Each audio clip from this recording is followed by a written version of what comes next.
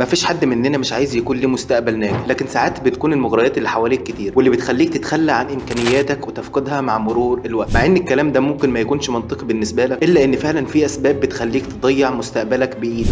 وانا النهارده هقولك على اكتر 7 اسباب تخليك تضيع مستقبلك واللي لازم تعرفها عشان تحاول تتجنبها.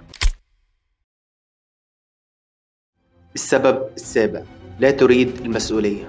كلنا بلا استثناء ما بنحبش ان اي حاجة تكون مسؤولة بشكل مباشر مننا، لان ده بيخلي عندنا الضغط والاحساس بالمسؤولية تجاه الحاجة دي، وخاصة لو كان مستقبلك. ولانك مش عايز تتحمل نتيجة قراراتك الغلط، فما بتحاولش تعمل حاجة في حياتك بسبب خوفك من انها تفشل، مع ان الفشل بيعلمك اكتر من النجاح نفسه.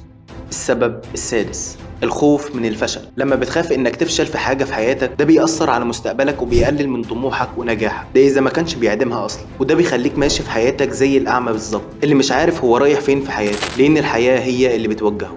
السبب الخامس: سوء إدارة الوقت.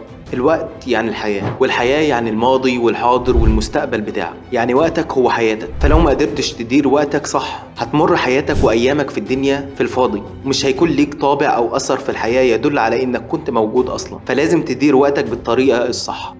السبب الرابع: عدم تحديد هدفك في الحياة. ربنا لما خلق كل حاجة في الحياة خلقها بقدر ومهمة لازم تأديها، ولو ما حصلش فده بيؤدي لفقد التوازن الصح للطبيعة، واللي هيؤدي في النهاية لدمارها. فما بالك انت بقى بالانسان اللي ربنا خلقه في الاساس لاعمار الارض. فانت دماغك خدتك على جنب كده وقالت لك مالنا احنا يا عم بالكلام الكبير ده، ما احنا عايشين زي الفل اهو. لكن احب اقول لك ان دماغك عشان يريح نفسه فهو سوحك. السبب الثالث: لا تؤمن بنفسك. اي انسان في الكون ربنا رزقه بقدرات وموهبه بتميزه عن غيره، في مننا اللي بيعرفها وفي لا، وتلاقيه بيقول لك يا عم انا ربنا خلقني كده، مش لاقي ليا موهبه ولا مكان، فانتوا من طريق وانا من طريق. وده هتلاقيه اخره في وظيفه على قدها، ويدوب قادر ياكل نفسه بالعافيه، وده لانه ما امنش بالقدرات اللي ربنا اداها له، ولا ان في عنده اعظم واهم حاجه في الكوكب كله، وهي دماغه اللي لو استغلها صح فهتغير حاله 180 درجه. السبب الثاني: التسويف. المماطله والتسويف هي اكتر الطرق اللي واضح فعلا انها هتضيع لك مستقبلك، مش خبيثه كده زي الحاجات اللي قبلها، ودي بتخليك تاجل هدف ورا التاني وشغلانه ورا التانيه لعند ما تلاقي نفسك طلعت على المعاش وانت ما عملتش اي حاجه من اهدافك. السبب الاول: منطقه الراحه.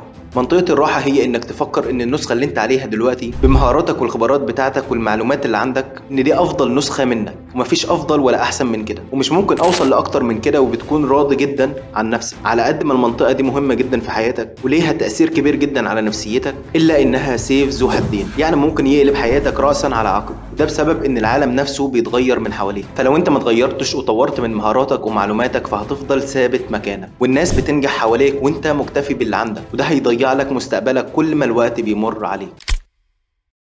الخلاصة: بالرغم من ان فكرة ضياع مستقبلك هي فكرة مش كويسة بالنسبة لك، الا ان في اسباب فعلا ممكن تضيعه وانت مش واخد بالك، زي الاسباب اللي قلناها من شوية كده، واللي ممكن تلاقي فيها اسباب مقنعة تخليك تضيع مستقبلك بايدك. لكن بالرغم من كده خليك فاكر ان المتحكم الوحيد في حياتك ومستقبلك ويقدر يختار انت هتكون ايه هو انت. كان معكم محمد صلاح. سلام عليكم.